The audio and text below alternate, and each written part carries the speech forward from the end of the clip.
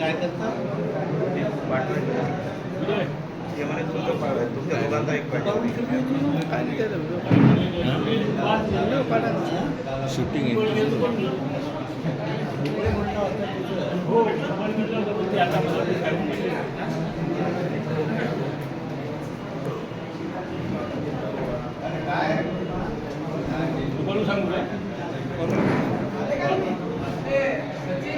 जाते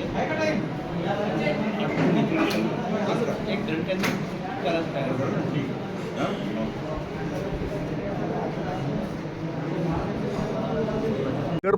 प्रभुजी उर्फ प्रभाकर गर्जे निवेदन देता हूं कि मेरी पत्नी बेबीताई दिनकरराव गर्जे और मेरा पुत्र विठल दिनकरराव गर्जे ये दोनों का मंजूर layout Washim resort state highway 51 पर है।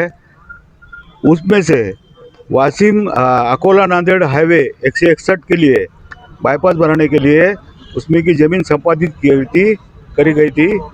भू संपादन अधिकारी ने हमें जो मुबादला दिया था वो रुपए में से 4 आने मुबादला ही दिया था और स्टेट के ज़मीन का मुबादला न देते हुए कावठान में के ज़मीन का मुबादला हमको दिया था। उसके विरुद्ध हमने लवाद अधिकारी तथा अपर जिलाधिकारी इनके तरफ अपील किए थे।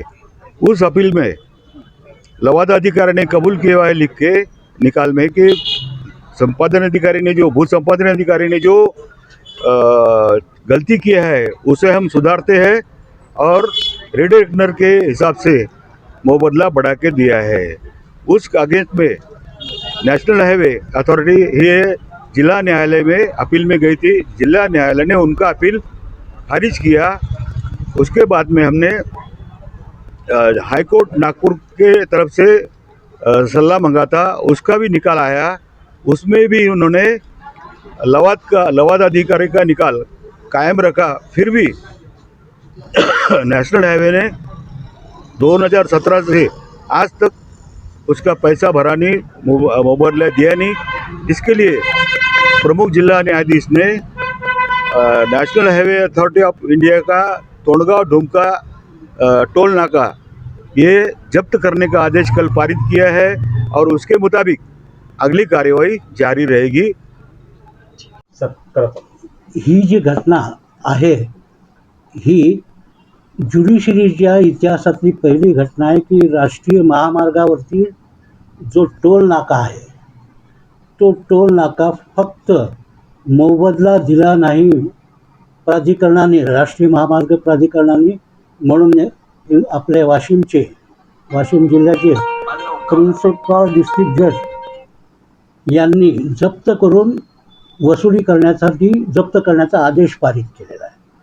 आणि अशी घटना मला वाटत नाही की महाराष्ट्रात किंवा महाराष्ट्राच्या बाहेरही कुठे यापूर्वी घडलेली आहे। आपण या आदेशाने जो अकोला नांदेड हायवे 161 याच्यातील तोंडगाव ते तोंडगाव धुमका हा जो टोल प्लाझा आहे तो वसुलीसाठी न्यायालयाने जप्त केला आहे।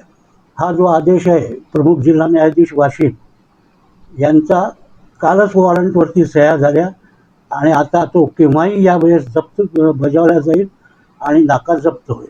कोणत्या प्रकरणामध्ये हा जप्त करण्याचं सांगितलं? वाशिमचे बेबीताई गर्जे आणि त्यांचा मुलगा विठ्ठल गर्जे यांचे अकृषक लेआउट हे जप्त झालं होतं आणि अधिकृत झालं होतं आणि त्याच्यासाठी त्यांना मोबदला, रस्ता, खुले प्लॉट याचा मिळाला नाही।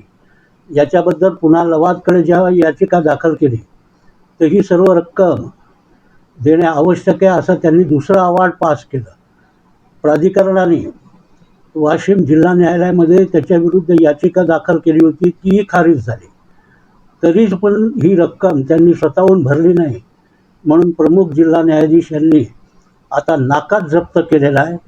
गहन प्रश्न हा आहे की आता याच्यापुढे त्या नाकावरती जाणाऱ्या वाहनाकडून ती वसुली करू शकतील का नाकाच हलास करून या रकमेची वसुली करावी लागेल। जवळपास 6 ते 7 करोड आणि नाक्याचे 1 हेक्टर 62 क्षेत्रफळ जप्त झालेलं आहे.